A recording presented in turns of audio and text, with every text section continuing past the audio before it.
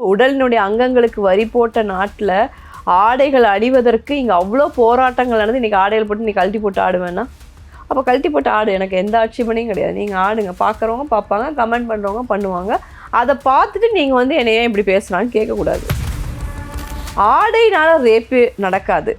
அதனால் ஆடை போட்டாலும் ஆடை போட இல்லைனாலும் அது அவனோட பார்வை. ஒரு குழந்தை ட்ரெஸ்ஸே இல்லாமல் விளையாடுது, நீங்கள் கொஞ்சம் தான் செய்வீங்க. சைக்கோவாக இருக்கிறவனுக்கு அதை ரேப் பண்ணணும்னு தோணும். ஸோ 2 மனநிலை இங்கே இருக்கு இல்லையா?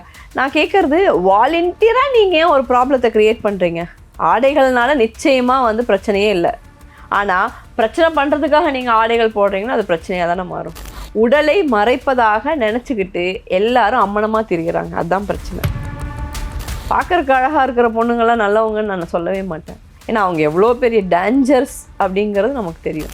நிறைய ஆண்கள் என்கிட்ட வந்து தன்னோட மனைவி, தன்னுடைய அம்மா ரொம்ப சீரியஸான நிறைய விஷயங்கள் சொல்லும்போது அதுக்கப்புறம் அவங்களுடைய அந்த பார்ட்னர், அது அம்மாவோ மனைவியோ காதலியோ, இந்த 3 பேரையும் நான் விசாரிக்கும் போது அவங்களுடைய அந்த கொடூரம் வந்து வெளியே வருது இல்லையா?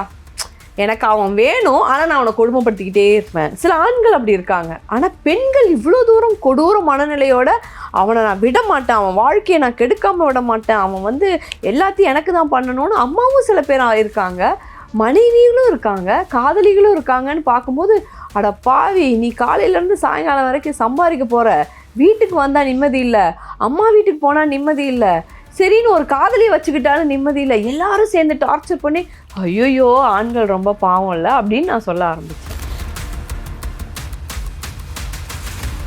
ஸோ இந்த ஒரு இஷ்யூ அட்ரஸ் பண்ணும்போது ஜென்ரலாக அந்த மாதிரி ஒரு விஷயம் வரும்போது பெண்களோட ஆடை பற்றி கூட நிறைய கமெண்ட்ஸ் வரும். நீ அந்த மாதிரி போட்டு போனதுனால தான், இப்படி போட்டு போனதுனால தான். இப்போ ரீசெண்டாக கொற்றவை மேம் கூட ஒரு போஸ்ட் போட்டிருந்தாங்க. ஏன் இஷ்டம், நான் என்ன போடுறேங்கிறது ஏன் இஷ்டம். இப்போ சின்ன ட்ரெஸ் போட்டேன்னா அது தப்பான ஒரு இது இல்லை. இப்போ வெளியூர் போயிட்டு நான் அது போட்டேன்னா அங்கே யாரும் அது கண்டுக்க கூட மாட்டாங்க. இங்கே தான் அது இவ்வளோ பெரிய பிரச்சனையாக பேசுகிறாங்க, அவங்க ஃபெமினிஸ்டாங்கிற மாதிரி ஒரு இது போட்டிருந்தாங்க. இதுவே ஷாலினி மேம் என்ன போட்டிருந்தாங்கன்னா, அப்படி நீ எங்கே வேணாலும் என்ன ட்ரெஸ் வேணாலும் போட முடியாதுல்ல, அப்படி ஆம்பளைங்க அண்டர்வேர் போட்டுட்டு வந்தால் அது நம்ம ஒத்துப்போமா, இல்லை உங்களுக்கு பார்க்க பிடிக்கலன்னா கண் மூடிட்டு போங்க, நம்ம இந்த ஒரு ஆங்கிள் வைக்கிறாங்களா மேம்? நீங்கள் பொதுவாகவே எனக்கும் கொற்றவைக்கும் ஒரு பெரிய பஞ்சாயத்து இருக்குதுன்னு இதே வாவு தமிழா என்கிட்ட சொல்லிச்சு. எனக்கு தெரியாது எனக்கு எப்படின்னு. நான் எப்போவுமே ஆடைகள் மீது ரொம்ப தெளிவாக இருக்கிற ஒரு ஆள். ஆம்பளைங்க பார்க்குறாங்களோ பொம்பளைங்க பார்க்குறாங்களோன்னு இல்லை. நீச்சல் குளத்தில் நீச்சல் உடையில் இருக்கலாம், கோயிலில் குறைந்தபட்சம் நாகரீகமாவது இருக்கணும் அப்படின்னு ஆசைப்படுறது. இல்லை ஏன் சீவ்லெஸ் போட்டு கோயிலுக்கு போகக்கூடாதா? தாராளமாக போங்க. அங்கே வர கமெண்ட்ஸை நீங்கள் ஃபேஸ் பண்ணுங்கள். இந்த ஃபேஸ் பண்ணுங்கன்னு சொன்னது தான் நான் எல்லோரும் தப்பான்னு நினைக்கிறாங்க. என் உடல் என் ஆடை, அவன் சொல்லுவான்ல என் உரிமை என்னோட கமெண்ட்டு, நீ அதை படிச்சுட்டு பேசாமல் போகணும். ஏன் நீங்கள் அதுக்கு சண்டைக்கு போகிறீங்க? எல்லா இடத்துலையும் நான் ஷால் போட்டு போக மாட்டேன், எல்லா இடத்துலையும் நான் ஷால் போடாமையும் போக மாட்டேன். எதுக்கு எங்கெங்கே இருக்குது. இப்போ துப்பட்டா போடுங்க தோழின்னு ஒரு புத்தகமே இருக்குது. எங்கே துப்பட்டா போடணும், எங்கே துப்பட்டா போடாமல் போகலாம், எங்கே வந்து சேலை கட்டலாம், எங்கே சேலை கட்டாமல் போகலாம். சேலை கட்டி நீங்கள் ஸ்விம் பண்ண முடியுமா? பண்ணலாம், கஷ்டம். அப்போது ஸ்விம்மிங்க்குன்னு சில ஆடைகள் இருக்குது. அங்கே உன்னை வந்து ஏன் நீ இந்த ட்ரெஸ் போட்டேன்னு யாருமே கேட்க மாட்டாங்க. ரன்னிங் போகும்போது நான் சில ஆடைகள் போடுறேன், அங்கே வந்து என்னை ஏன் நீங்கள் சேலை கட்டிட்டு ஓடுறது இல்லை. சேலை கட்டிட்டு ஓடுறதுக்குன்னு ஒரு நாள் வச்சுருக்காங்க. ஏன் நீங்கள் டெய்லி சேலை கட்டிட்டு ஓடுறது என்னை யாருமே கேட்டது இல்லையே. நான் ஆஃப் டவுசரோடு தான் ஓடுறேன்.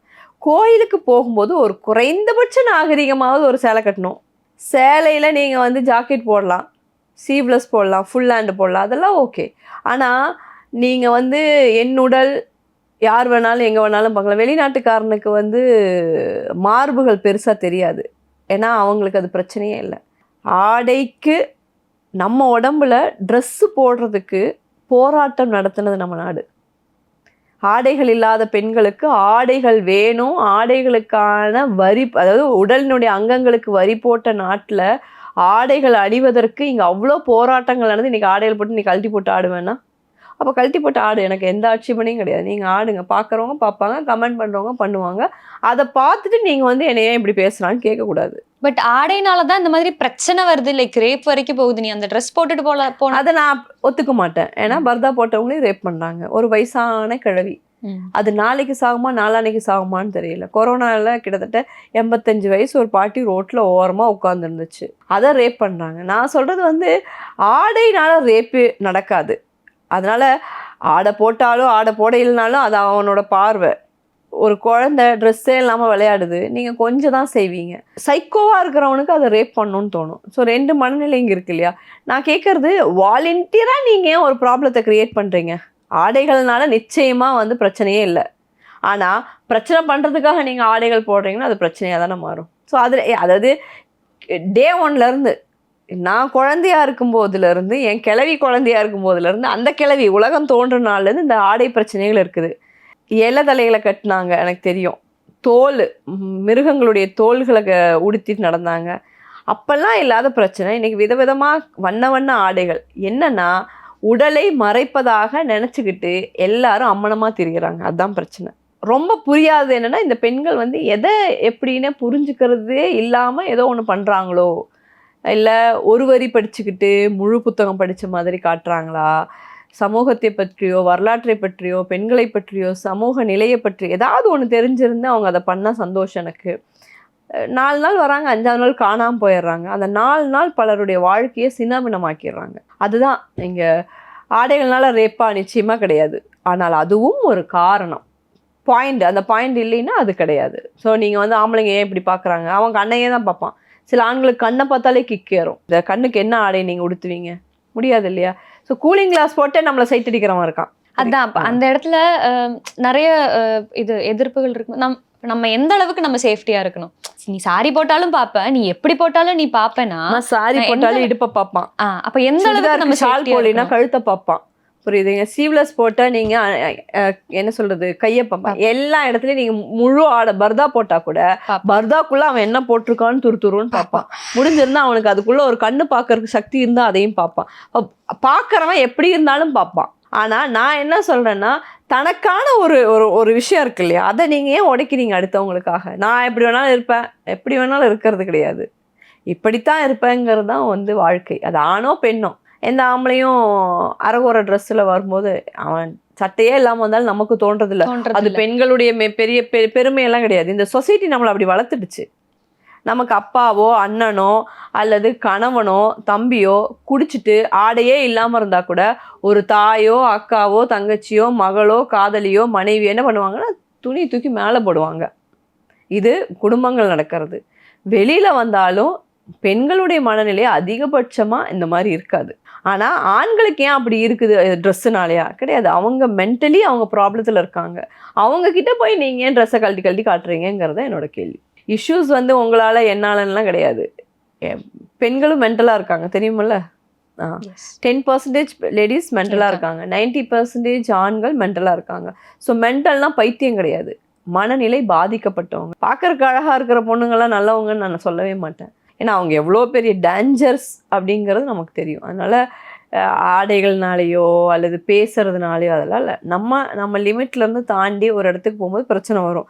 அந்த பிரச்சனை வர லிமிட் தான் நிறைய பேருக்கு. அது என்ன லிமிட், அது எது லிமிட்டுங்கிற ஒரு இது இருக்குண்ணா. எவ்வளோ தூரம் நான், அதாவது எனக்கு நீங்கள் சொல்கிறது எனக்கு புரியுது, பட் எவ்வளோ தூரம் நம்ம லிமிட்டாக போகிறது? நான் நல்லா தானே போகிறேன். நம்ம நீங்கள் லிமிட் வரைக்கும் போகிறீங்க. Hi how are you, I am good, yes போதும். நீ ரொம்ப அழகாக இருக்க, தேங்க்ஸே சொல்லாதீங்கிற. நீ அழகா இல்லையா, உன் கண்ணாடி சொல்லலையா, தேவையே இல்லை உன் தேங்க்ஸே. நான் உனக்கு தேங்க்ஸே நான் சொல்லலை, நான் அழகாக இருக்கேன்னு எனக்கு தெரியும், மூடிட்டு போன்னு சொல்லி பாருங்கள், அடுத்த மெசேஜே வராது.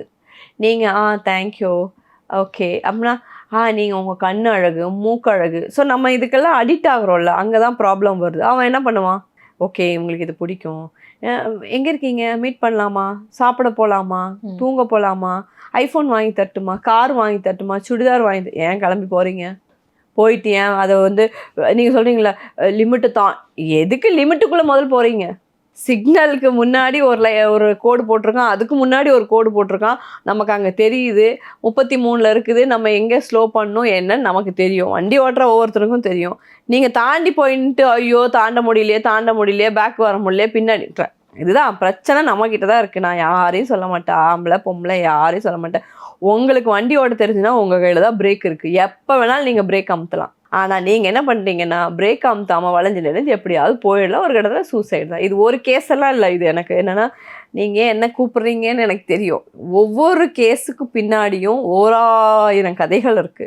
அந்த மாதிரி நீங்க நிறைய கேசஸ் பார்த்திருப்பீங்கல்ல. இப்போ உமன் சேஃப்டி எவ்வளவு தூரம் நம்ம இது பண்ணி பேசுறோமோ, இப்போ மென் சேஃப்டியும் அந்த மாதிரி நிலைமைக்கு வந்திருக்கு இல்ல. ஸோ நீங்க உங்களோட நீங்க நிறைய கேசஸ் பார்த்திருப்பீங்க. உங்களோட பார்வையில இருந்து நீங்க அது எப்படி வெளியிடுறீங்க? இன்னொன்னு எப்படி பெண்கள் எப்படி ரியாக்ட் பண்ணலாம், ஆண்கள் எப்படி ரியாக்ட் பண்ணலாம் அந்த சேஃப்டி குறித்து? இல்லை, நான் ஏன் ஆண்கள் ரொம்ப பாவம்னு சொல்ல, ஏன்னா முதல் ஆண்கள் பாவம் நான் தான் சொன்னேன். அதுக்கப்புறம் தான் டாக்டர் ஷாலினி சொன்னாங்க. அதுக்கப்புறம் படங்களாக வந்துச்சு. ஏன்னா நிறைய ஆண்கள் என்கிட்ட வந்து தன்னோட மனைவி, தன்னுடைய அம்மா ரொம்ப சீரியஸான நிறைய விஷயங்கள் சொல்லும்போது, அதுக்கப்புறம் அவங்களுடைய அந்த பார்ட்னர், அது அம்மாவோ மனைவியோ காதலியோ, இந்த 3 பேரையும் நான் விசாரிக்கும் போது அவங்களுடைய அந்த கொடூரம் வந்து வெளியே வருது இல்லையா.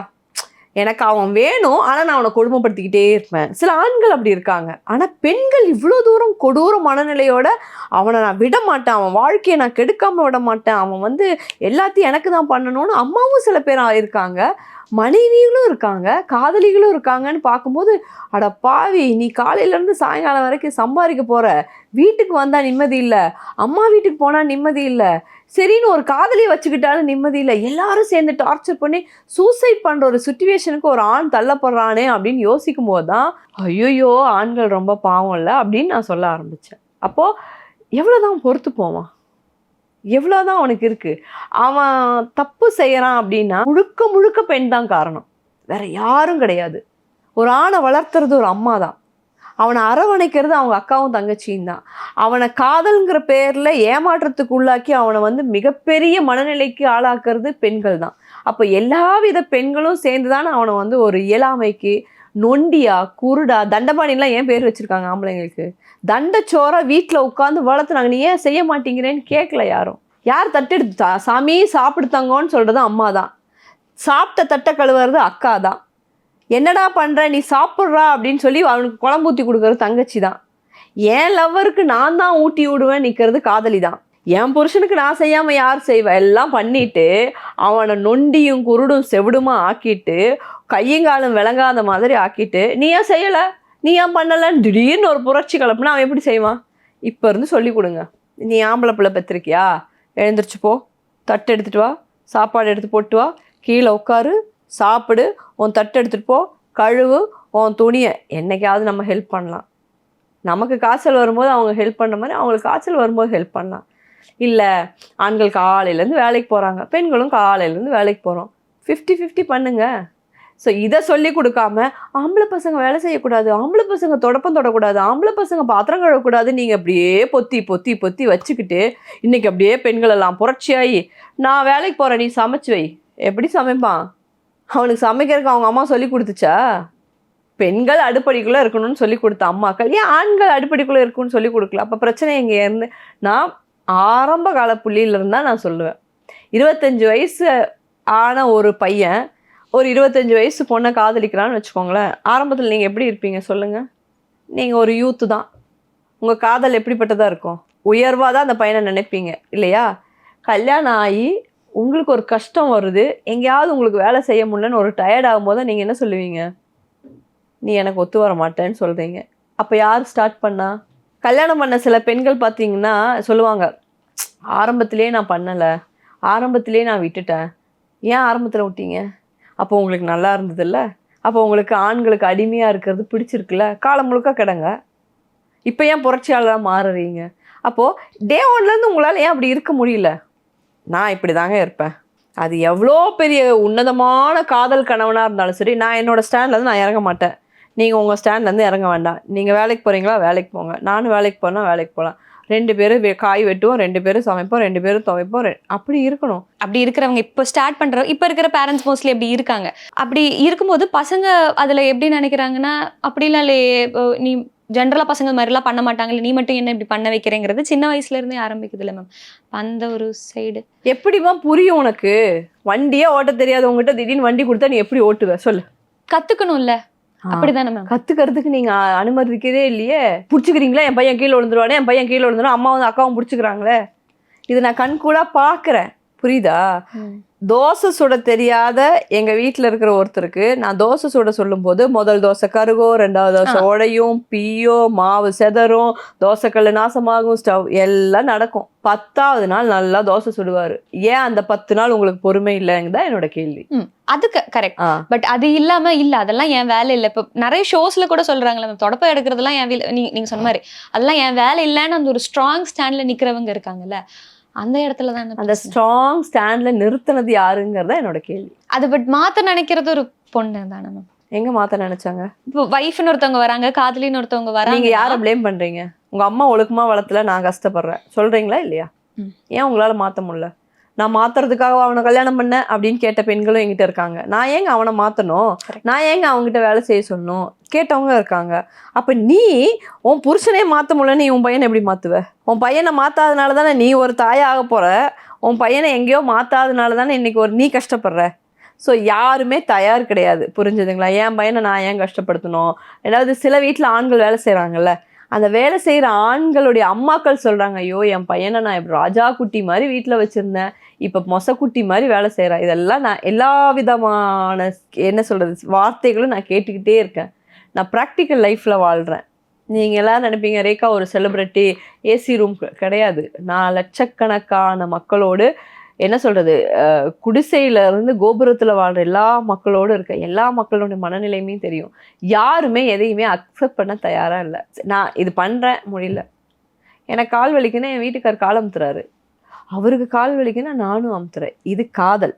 என்னோட செருப்பு பிஞ்சு போச்சுன்னா செருப்பு வாங்கி கொடுக்கறதும், அவரோட செருப்பு பிஞ்சு போச்சுன்னா அவர் வாங்கி கொடுக்கறதும், நானும் வேலைக்கு போகிறேன், நானும் பிஸ்னஸ் பண்ணுறேன், நானும் சம்பாதிக்கிறேன், அவரும் வேலைக்கு போகிறாரு, அவரும் பிஸ்னஸ் பண்ணுறாரு, அவரும் சம்பாதிக்கிறாரு. ஒரு நாள் அவர் சமைக்கிறாரு முடியல, ஒரு நாள் நான் சமைக்கிறேன், எனக்கு இன்னைக்கு இது வேணும், சமைச்சு கொடு, தப்பே இல்லை. நீங்கள் இது பண்ணுவீங்களே, எனக்கு இது கொடுங்க. இதுதானே லைஃபு. நான் ஏன் உனக்கு சொல்லி கொடுக்கணும், நீ ஏன் எனக்கு சொல்லணும், என் வீட்டில் இருந்து அப்படி இல்லையே உன் வீட்டில், இதெல்லாம் விதண்டாவாதம். ஏன்னா நான் சமீபத்தில் கூட ஒரு இதில் பேசும்போது ஏன் மாற்றக்கூடாது ஆண்கள்னு கேட்டேன். நான் ஏன் மாற்றணும்னு கேட்குது அந்த பொண்ணு. நீ மாற்ற வேண்டாம், உன்னையே உங்கள் அம்மானால் மாற்ற முடியாமல் தான் நாங்கள் மாறடிக்கிறோம் நான் மனசில் நினச்சிக்கிட்டேன். என்ன பண்ண முடியும்? ஸோ இங்கே வந்து என்னென்னா லைஃப் அல்லது நமக்குன்னு சில நாகரிகங்கள், பண்பாடு, கலாச்சாரம் இதெல்லாம் இருக்குது. இதெல்லாம் சில இடங்களில் சில விஷயங்கள்லாம் மாறணும். நான் மாற மாட்டேன், இரும்பு நான் வந்து மாறவே மாட்டேன்னா ஒன்றுமே இந்த பில்டிங்கெல்லாம் ஆயிருக்கவே ஆயிருக்காது. தங்கம் நான் இப்படித்தான் கறிக்கட்டையாக தான் இருப்பேன் அப்படின்னா தங்கத்துக்கு இன்றைக்கி இவ்வளோ விலையெல்லாம் ஆயிருக்காது. அப்போ எல்லாமே அது கல் மாதிரி இருந்தால் அது கல், அது பாறை.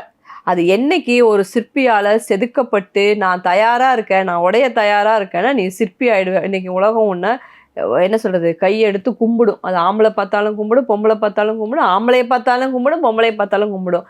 இல்லைன்னா ஆம்பளை பொறுக்கி பொம்பளை பொறுக்கின்னு பேர் சொல்லிட்டு போகும். அப்போ நான் என்ன கேட்குறேன்னா 35 வயசு ஆகிட்டு போட்டு தப்பு இல்லை, 65 வயசு கூட ஆகட்டும். 65 வயசு வரைக்கும் ஒரு பொண்ணுக்கோ அல்லது ஒரு ஆணுக்கு சொல்லித்தரதுக்கு ஆள் இல்லை. 65 வயசில் ஒருத்தன் வரான்ல, கேட்கலாம்ல, கேட்டால் என்ன குறைஞ்சி போயிடுவீங்க? நம்ம எல்லாரும் தப்பாக சொல்லி கொடுப்பாங்க. ஆம்பளைங்க கடைக்கு போகிற மாதிரி பொட்டை பிள்ளையும் கடைக்கு அனுப்புங்க. வீட்டுக்குள்ளே பாத்திரம் கழுவும் போது நீ பாத்திரங்க தேயி அவன் கழுவுன்னு சொல்லி கொடுங்க. ஆண் பிள்ளைகளுக்கும் பெண் பிள்ளையும் சரிசமமாக சொல்லி கொடுத்தீங்கன்னா அவனுக்கு இது பொம்பளை இது வேறன்னு தெரியாது. வீட்டில் சரியாக இருக்கும். நீ கூட்டு அவன் அல்லுன்னு சொன்னால், ஓ எங்கள் அக்கா மாதிரி தான் அந்த பிள்ளைங்க ரோட்டில் போகிறது, அதுவும் வெயிட்டில் வேலை செஞ்சுட்டு தானே வந்திருக்கும் அப்படின்னு அவனுக்கு தோணும்.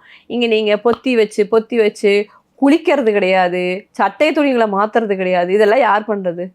குளிக்கலின்னா வெளியே போடான்னு சொல்லி பாருங்கள், சாவேன்னு சொல்லுவாங்க. அதிகபட்சமாக இன்றைக்கி இருக்கிற சொசைட்டி நான் செத்துருவேன். அப்படிப்பட்ட ஜென்மங்கள் வேண்டாங்கிற.